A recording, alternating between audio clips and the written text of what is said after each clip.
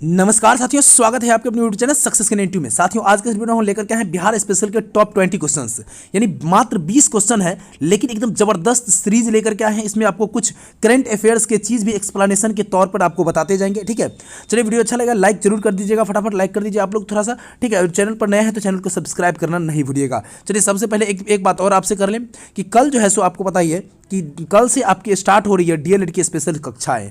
DElEd की special कक्षाएं जो 75 मार्क्स प्रधानाध्यापक के लिए पूछा जा रहा है, प्रधान शिक्षक के लिए पूछा जा रहा है 75 मार्क्स का डीएलएड, तो वो आपको डीएलएड की तैयारी करवाई जाएगी। मात्र जो है आपको एकदम समझ लीजिए एकदम बहुत से कम फीस में आपको लाइव क्लास दी जा रही है। लाइव क्लास में आपको पूरे 3 घंटों क्लास होगी, 5 बजे से 8 बजे तक, और इन 3 घंटों में आपको पूरी तरीके से जानकारी दी जाएगी कि किस प्रकार से आप तैयारी करेंगे, कैसे तैयारी करेंगे, किन किन बिंदुओं पर पढ़ेंगे।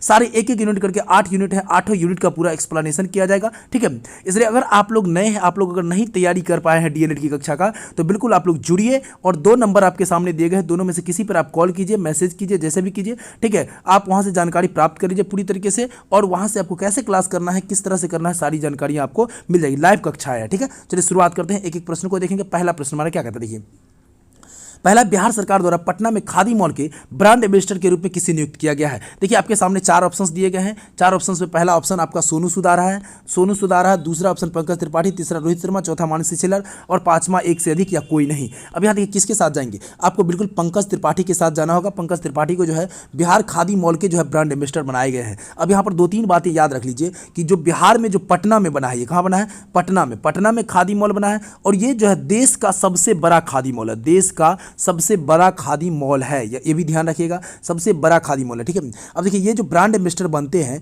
वो जितने भी खादी मॉल होंगे बिहार से संबंधित, जैसे चाहे पटना में है, चाहे मधुबनी में भी एक है, ठीक है, मधुबनी में भी है, तो इन सब का जो है सो प्रचार प्रसार करेंगे। ठीक है, इसे भी आपको ध्यान रखना है। अब एक बात और ध्यान रख लीजिए करंट के तौर पर, देखिए जो सर्वेक्षण हुआ है, स्वच्छ सर्वेक्षण हुआ है बिहार में, स्वच्छ सर्वेक्षण की अगर बात कर ले, सर्वेक्षण 2021, ठीक है, तो स्वच्छ सर्वेक्षण 2021 में जो बनाया गया ब्रांड एम्बेसडर, ये किसको बनाया गया है, ये आपको संजय मिश्रा को बनाया गया। किसको बनाया गया, संजय मिश्रा को बनाया गया, इसे ब्रांड एम्बेसडर बनाया गया। और ये कौन है, तो आपको पता होना चाहिए, ये बॉलीवुड में जो है सो अभिनेता है। संजय मिश्रा कौन है, बॉलीवुड के अभिनेता है, इसे भी आपको ध्यान रखना होगा। एक बात और देखिए, साइकिल गर्ल जो थी वो ज्योति कुमारी, आप लोगों को याद होगा, जो कोरोना काल में जो है सो ज्योति आई थी साइकिल पर चढ़ा करके अपने पिता को लेकर के, लगभग 1100 से अधिक किलोमीटर की दूरी तय कर दी थी, तो ये साइकिल गर्ल के नाम से जानी जाती है। इसे भी ब्रांड एम्बेसडर बनाया गया है। और कहाँ पर बनाया गया, जो समाज कल्याण विभाग है उसमें नशा मुक्ति अभियान पर का ब्रांड एम्बेसडर बनाया गया है। नशा मुक्ति अभियान के ब्रांड एम्बेसडर कौन है, नशा मुक्ति अभियान के ब्रांड एम्बेसडर आपके हो गए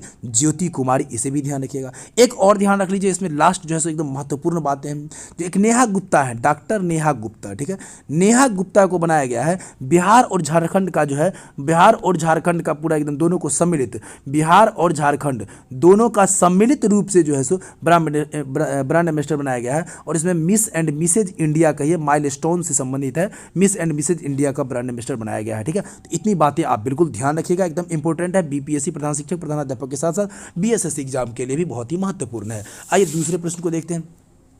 निम्नलिखित नगरों में से किस नगर का संबंध जो है महावीर से नहीं है। आपको पता ही है कि आपका बौद्ध धर्म और जैन धर्म से प्रश्न हमेशा बिहार के कोई भी एग्जाम हो, बौद्ध धर्म और जैन धर्म से प्रश्न पूछे ही जाते हैं। तो यहाँ देख लीजिए एकदम, ये आपको बिहार स्पेशल में ही आपको पढ़ने हैं। देखिए तो महावीर से संबंधित नहीं है। आपके पास वैशाली है, लुम्बिनी है, चंपा है, पावापुरी है, इनमें से कौन, यानी एक से अधिक या एक से अधिक या कोई नहीं है। तो इसमें आपको देखिए लुम्बिनी जो है ना, वो आपको गौतम बुद्ध से संबंधित है, लुम्बिनी में गौतम बुद्ध से संबंधित है, ये उनका वहाँ पर क्या हुआ था, जन्म हुआ था लुम्बिनी में। ठीक है, इसे ये कपिलवस्तु के निकट है और महात्मा बुद्ध का जन्म स्थान है, इसे ध्यान रखिएगा, ये महावीर से संबंधित नहीं है। अब आइए थोड़ा सा और डिटेल्स में जान लेते हैं। महावीर का जन्म आपको पता होना चाहिए 540 बीसी में हुआ था, ईसापुर में हुआ था। और कहाँ हुआ था, तो कुंडग्राम में हुआ था। कहाँ पर हुआ, कुंडग्राम में हुआ था, इसे भी ध्यान रखिए। महावीर के बचपन का नाम आपको पता होना चाहिए वर्धमान था, क्या था, वर्धमान था। अब इसे भी ध्यान रखेंगे।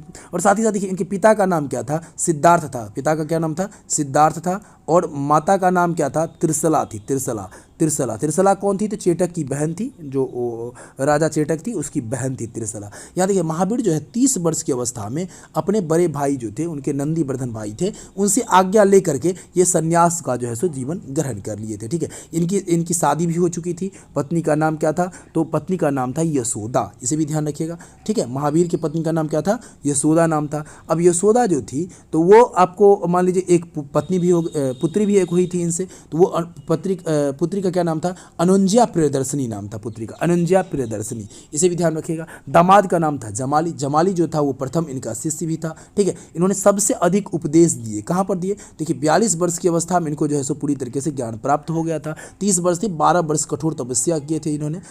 12 वर्ष की कठोर तपस्या के बाद इनको जो है ज्ञान की प्राप्ति हुई थी। ठीक है, ये भी ध्यान रखिएगा आप। तो और गौतम बुद्ध का अगर बात कर लें तो बुद्ध का जो है सबसे ज़्यादा उपदेश दिए थे सारनाथ में। सारनाथ में दिए थे सबसे ज़्यादा। कहाँ पर दिए थे? सारनाथ में। लेकिन अगर बात कर लें ये जो है सबसे ज़्यादा कहाँ दिए थे? जो महावीर थे ये दिए थे आपको श्रावस्ती में। कहाँ पर दिए थे? श्रावस्ती में, इसे भी ध्यान रखेंगे। ठीक है, कहाँ दिए थे? श्रावस्ती में दिए थे, इतना ध्यान रखिएगा। एक था जो उस समय में जो महाजनपद थी, महाजनपद महाजनपद था, और अंग का जो राजधानी था वो कहाँ था? तो चंपा था। तो इतना बात आप बिल्कुल यहाँ से संबंधित ध्यान रखिएगा। ठीक है, आगे बढ़ेंगे, अगले प्रश्न को देखेंगे। तीसरा प्रश्न मैंने क्या कहता है, देखिए भारत में कौन सा राज्य सर्वाधिक अभ्रक उत्पादन करता है? देखिए सबसे अधिक अभ्रक उत्पादन की बात हो रही है। अभ्रक आप जानते हैं झारखंड भी है इसमें शामिल, लेकिन यहाँ पर देखिए सबसे अधिक की बात हो रही है बिहार, झारखंड, आंध्र प्रदेश और राजस्थान में। तो आप किसके साथ जाएंगे? बिल्कुल आंध्र प्रदेश के साथ जाना होगा। आंध्र प्रदेश सबसे ज़्यादा अभ्रक जो है उत्पादन करता है। ठीक है, द्वितीय और तृतीय स्थान पर अगर कहेंगे तो द्वितीय स्थान पर आपका राजस्थान आ जाता है, राजस्थान, और तृतीय स्थान पर कौन आ जाता है? तो झारखंड आ जाता है। ठीक है, तृतीय स्थान पर झारखंड आ जाता है। 2000 के पहले अगर कहेंगे, 2000 में जो आपका बिहार से अलग हुआ था झारखंड 15 नवंबर 2000 को, 15 नवंबर 2000 को अलग हुआ था। तो ये 15 नवंबर के से अगर 2000 से पहले की बात करें तो वह भी बिहार का हिस्सा था। ठीक है, तो बिहार का जब हिस्सा था तो आंध्र प्रदेश प्रथम स्थान पर था, और वहाँ पर क्या था? आंध्र प्रदेश जो अब प्रथम स्थान पर है उस समय बिहार प्रथम स्थान पर था। ठीक है, इस बातों को भी आपको ध्यान रखना है। अभ्रक जो है विश्व में सर्वाधिक भारत में ही पाया जाता है। कहाँ? भारत में ही सबसे अधिक अभ्रक, भारत में जो 80% कह सकते हैं विश्व के जो उपयोग होते हैं जितने, उसमें सबसे ज़्यादा आपको 80%, इतना ध्यान रखना है। ठीक है, ठीक है, इतना तो ध्यान रखिएगा बिल्कुल।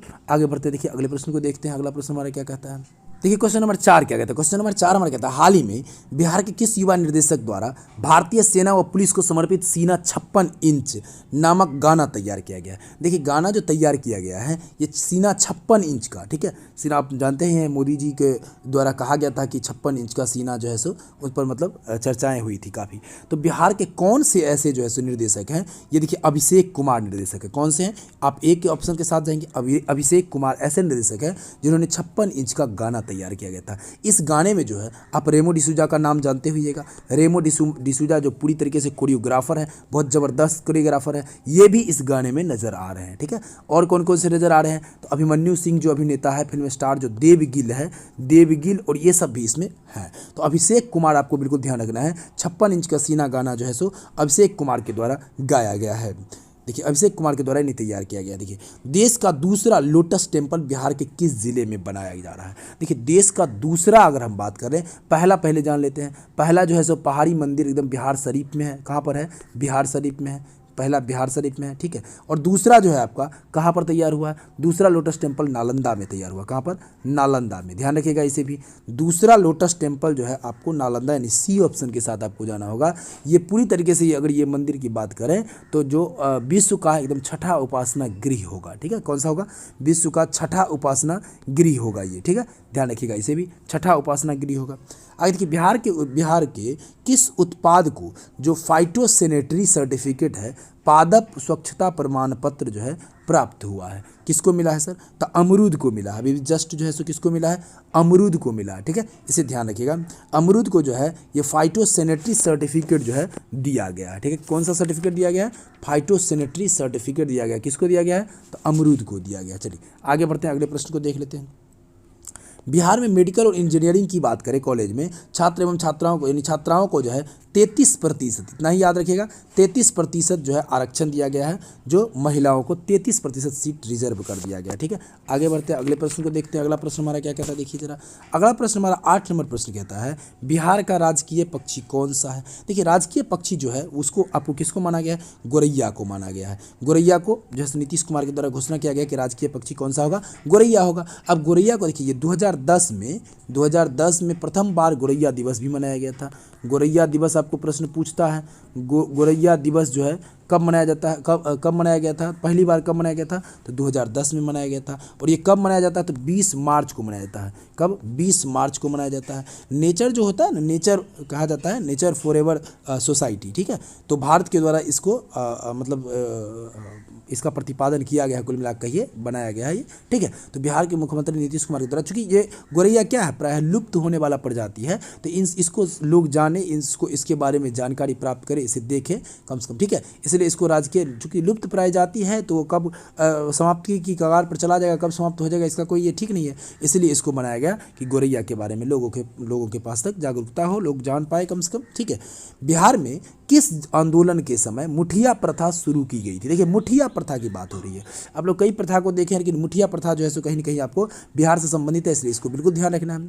जब असहयोग आंदोलन चल रहा था बिहार में, कौन सा असहयोग आंदोलन जो 1920 से 22 चला था, चौरी चौरा कांड के वजह 20 से 22 चला था। चौरी चौरा कांड घटना होने के बाद जो है सो चौरी चौरा अभी एक्शन कहा जा रहा है उसको, चौरी चौरा जो कांड हुआ था उसमें लगभग 19 जो है ब्रिटिशर्स और 3 भारतीयों को जो है सो जिंदा जला दिया गया था। ट्रेन में इसमें ट्रेन कहते हैं स्टेशन पर बंद करके जला दिया गया था। तो ये क्या था, महात्मा गांधी के द्वारा ये हमेशा कहा गया था कि अहिंसक होना चाहिए, जो भी आंदोलन हो अहिंसक होना चाहिए, लेकिन हिंसक हो गया था, इसलिए महात्मा गांधी ने असहयोग आंदोलन 2022 में वापस ले लिया था। ठीक है, तो यहाँ पर आपका आंसर क्या हो जाएगा, असहयोग आंदोलन हो जाएगा। इसे आपको बिल्कुल ध्यान रखना है। अब देखिए, मुठिया प्रणाली की हम बात कर रहे हैं, हम कहाँ हैं, तो मुठिया प्रथा पर है। कहाँ पर है, मुठिया प्रथा।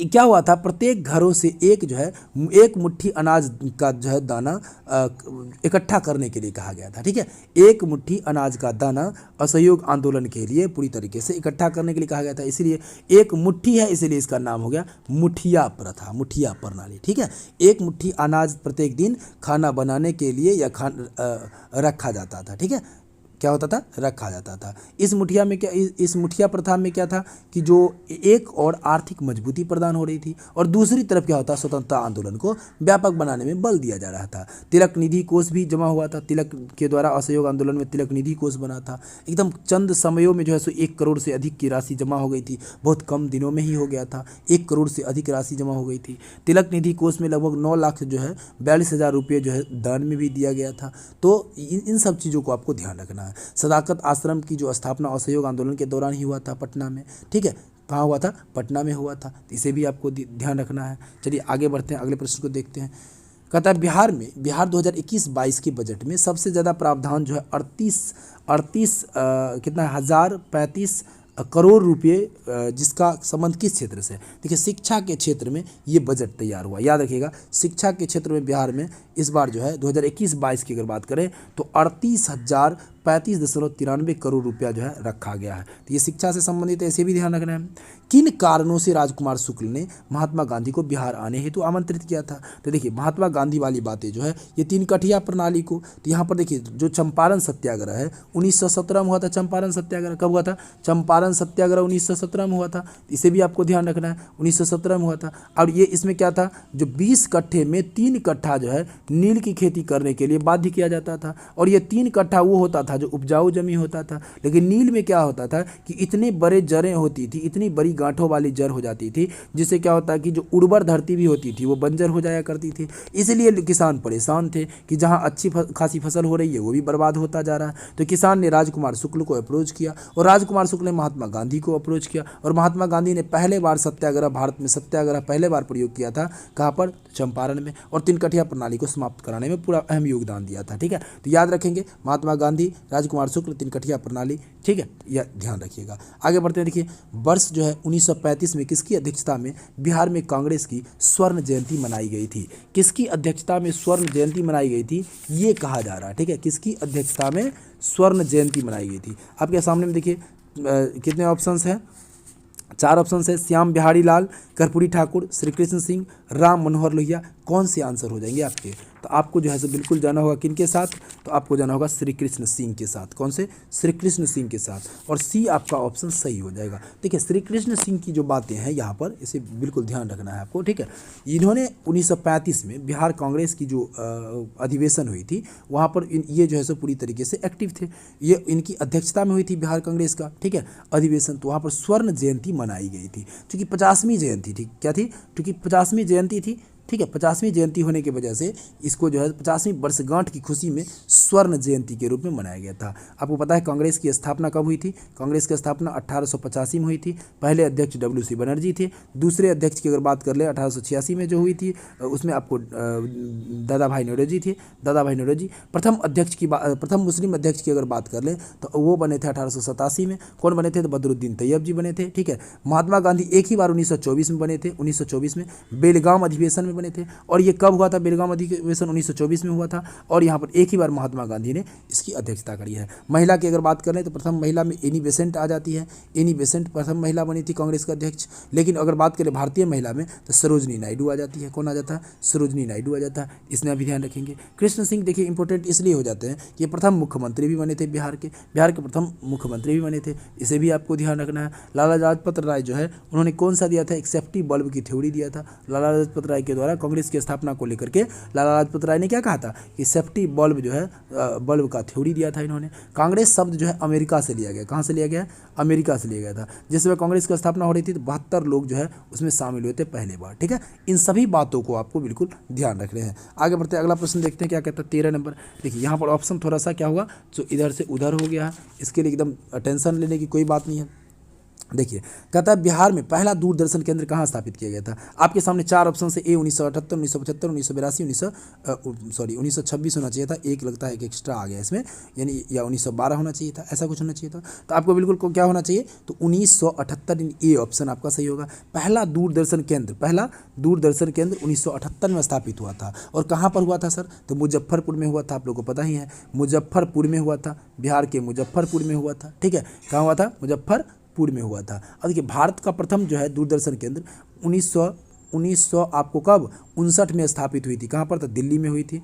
पहला जो है दूरदर्शन केंद्र 1959 में हुआ था और दिल्ली में हुआ था, ठीक है। इसे भी ध्यान रखिएगा। जो पहला दूरदर्शन पर प्रसारित होने वाला पहला जो धारावाहिक था, धारावाहिक आता था ना, धारावाहिक आता था पहले, अभी भी आ रहा है धारावाहिक सीरियल। तो ये क्या होता है? ये कौन सा था? तो हम लोग लिखा हुआ था, हम लोग नाम था उसका, हम लोग नाम था, ठीक है। अगर बात करते प्रथम भारतीय फिल्म था राजा हरिश्चंद्र था। और राजा हरिश्चंद्र जो है ये मूक फिल्म था, पहले मूक फिल्म बना था। क्या बना था? मूक फिल्म। टेलीविज़न इंडिया का जो है नाम 1975 ईस्वी में दूरदर्शन रखा गया था। 1975 ईस्वी में इसी का नाम टेलीविज़न इंडिया का नाम दूरदर्शन रखा गया था। प्रसार भारती की स्थापना 1997 में हुई थी, 1997 में। और जो आपका प्रसार भारती है उसकी स्थापना कब हुई थी? तो 1997 में। और प्रसार भारती अधिनियम आया था 1990 में। इससे संबंधित अधिनियम कब आया था? 1990 में ही आया था। इन सभी बातों को आपको बिल्कुल ध्यान रखना है। आगे बढ़ेंगे, अगले प्रश्न देखेंगे। कर्मनाशा नदी से संबंधित देखिए प्रश्न। आप सभी को पता ही होना चाहिए कर्मनाशा नदी जो है ये आपको बिल्कुल इस बात को मतलब इसमें ध्यान रखना है कि ये अपवित्र नदी के रूप में जानी जाती है। और ये कहाँ से निकलती है? तो ये कैमूर की पहाड़ी से निकलती है। कहाँ से निकलती है? कैमूर की पहाड़ी से निकलती है कर्मनाशा नदी, ठीक है। इसे ध्यान रखना है बिल्कुल। गंगोत्री जो है, गंगोत्री से गंगा निकलती है, ठीक है। इस बात को भी आपको ध्यान रखना है। कर्मनाशा नदी जो है उत्तर प्रदेश और बिहार की सीमा पर बहती है। कहाँ पर? यूपी और बिहार के सीमा पर बहती है, इसे भी ध्यान रखना है। अगर ये उद्गम जो होता है कैमूर जिला के कहाँ पर? तो अधौरा जो है जगह है, अधौरा नाम है जगह। कौन सा? अधौरा जगह है, कैमूर में स्थित है, वहीं से ये निकलती है, ठीक है। यह नदी पूरी तरीके से कहाँ पर है? तो बक्सर के समीप गंगा में मिल जाती है। कहाँ पर मिलती है? बक्सर के समीप गंगा में मिल जाती है। बक्सर के समीप गंगा में मिल जाती है, ठीक है। आप लोग हमें कमेंट करके बताइएगा जो गंगा नदी की लंबाई है बिहार में वो कितना है। आप लोग कमेंट करके बताइए हमें, ठीक है। गंगा नदी की लंबाई कितना है ये बताइएगा। कर्मनाशा नदी में ही हुमायूं कूद करके अपना जान बचाया था, इसे भी ध्यान रखिएगा। हुमायूं जो है कूद करके जान बचाया था, जहाँ पर उसको भिस्ती जो था निज़ाम वो उसको ले गया था और लंबे समय तक उसको रखा था।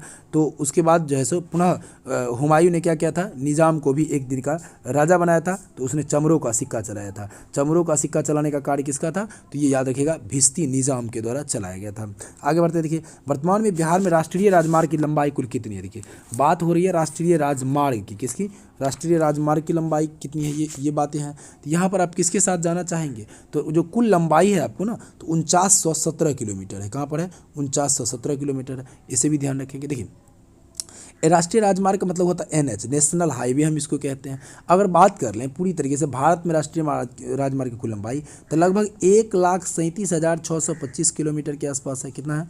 625 किलोमीटर के आसपास है। ठीक है, राष्ट्रीय राजमार्ग प्राधिकरण जो है उसके विकास से संबंधित जो NHAI होता है, NHAI होता है, ये उससे विकास से संबंधित उसको है। ठीक है, NHAI की स्थापना जो है 1995 में हुई थी, 1995 में। ठीक है, अब 31 मार्च 2021 की घटनाएं हैं। 2021 की अगर बात कर लें तो राजमार्गों का सर्वाधिक लंबाई महाराष्ट्र में मापा गया है 17,787, ये महाराष्ट्र मुंबई। ठीक है, यहाँ पर सबसे ज़्यादा लंबा है राष्ट्रीय राजमार्ग है। उत्तर प्रदेश की बात करें अगर तो वहाँ पर 11,000 के आसपास 11,731 है। ठीक है, 11,731 किलोमीटर है, जो देश में सबसे दूसरा सर्वाधिक NH वाला राज्य हो गया है। पहले स्थान पर महाराष्ट्र, दूसरे स्थान पर क्या हो जाएगा? उत्तर प्रदेश हो जाएगा। भारत में सबसे लंबा जो आपका राष्ट्रीय राजमार्ग है वो NH44 है। NH44 है, सबसे लंबा है। ये कौन सा है? सबसे लंबा है। भारत में सबसे अधिक पक्की सड़क वाला राज्य भी महाराष्ट्र ही है। महाराष्ट्र भी है, MH आपका महाराष्ट्र है। कौन सा है? सबसे अधिक पक्की सड़क। और सबसे अधिक कच्ची सड़क जो है उड़ीसा में है। उड़ीसा में कहाँ पर? उड़ीसा में है। ठीक है, इसे भी ध्यान रखिएगा। सर्वाधिक जो घनत्व होता है सड़क का घनत्व अगर कहेंगे तो केरल में सर्वाधिक है, केरल में। इन सभी पॉइंट्स को आपको ध्यान रखने हैं। ठीक है, आगे बढ़ते हैं। बिहार के मुंगेर की बात है। 1922 से 1923 की घटनाएं हैं। में किसान सभा का गठन जो है किसकी अध्यक्षता में किया गया था? देखिए किसान सभा की अगर बात कर लें तो यहाँ पर आपको 4 ऑप्शंस दिए गए हैं सामने में, देख लीजिए। पहला सहजानंद कृष्ण सिंह, मोहम्मद जुबैर और यदुनंदन वर्मा है। मुंगेर की बात हो रही है, पटना की बात नहीं हो रही। पटना में सहजानंद के द्वारा किया गया था, लेकिन मुंगेर की अगर बात करें तो मोहम्मद जुबैर के द्वारा किया गया था। किसके द्वारा किया गया था? मोहम्मद जुबैर के द्वारा किया गया था। सी ऑप्शन आपका सही होगा। ठीक है, मोहम्मद जुबैर जो है 1923 की घटना है, जब 1923 ईस्वी में क्या था? डिस्ट्रिक्ट बोर्ड और म्यूनसिपैलिटी के जो इलेक्शन में मुंगेर जिले के चेयरमैन निर्वाचित हुए थे। मुंगेर जिला का चेयरमैन बना था। ठीक है, उसमें देखिए 1927 की घटनाएं हैं। ठीक है, वहाँ चेयरमैन बना था। बिहार प्रांतीय किसान सभा के बारे में जो बताया गया आपको वो 1929 की घटनाएं थी। 1929 में बना था। कौन? सहजानंद के द्वारा बनाया गया था। ठीक है, तो इसे भी आपको ध्यान रखना है। अखिल भारतीय किसान सभा की स्थापना 1936 में हुई थी। अखिल भारतीय किसान सभा की स्थापना 1936 में हुई थी, इसे भी आपको ध्यान रखना है। 1930 में जो है 1930 के दशक की अगर बात कर ले तो किसान आंदोलन बहुत ही प्रभावी रूप से चलाया गया था। बहुत ही 1930 में बहुत प्रभावी रूप से चला था। आगे बढ़ते अगले प्रश्न में देखते हैं। बिहार का अधिकांश भाग है, बिहार का अधिकांश भाग कौन सा है सर? पर्वतीय है, मैदानी है, क्या है? पठारी है या तराई है? कौन सा होगा?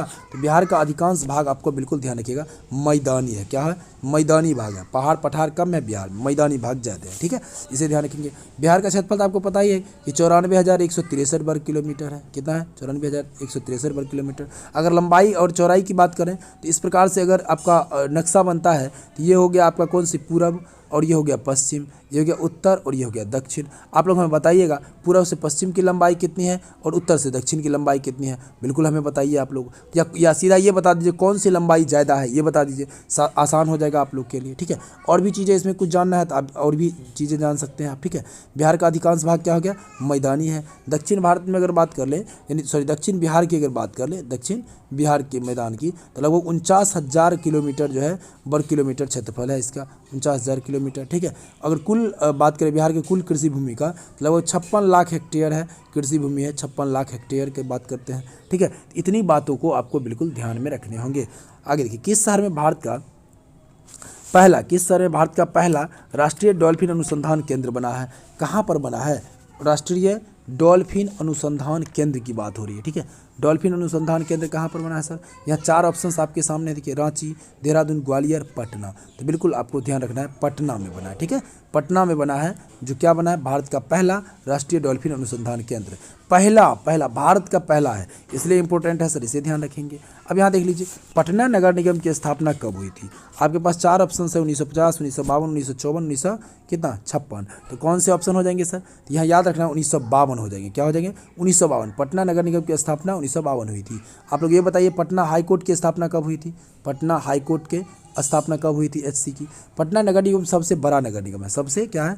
बड़ा है, सबसे बड़ा नगर निगम है, इसी ध्यान रखें।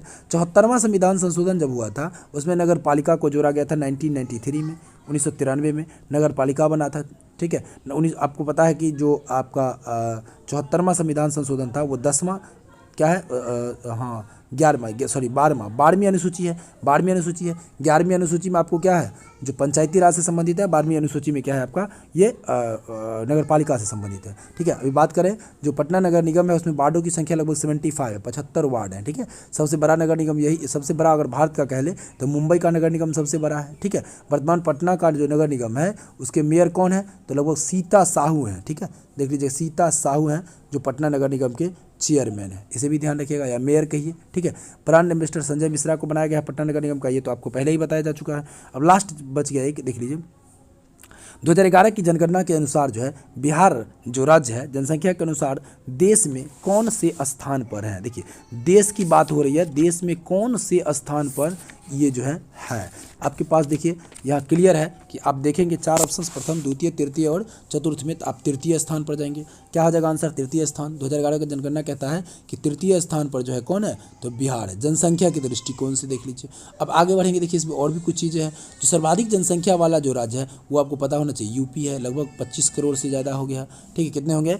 25 करोड़ से ज़्यादा, हाँ 25 करोड़ से ज़्यादा है जनसंख्या यहाँ की।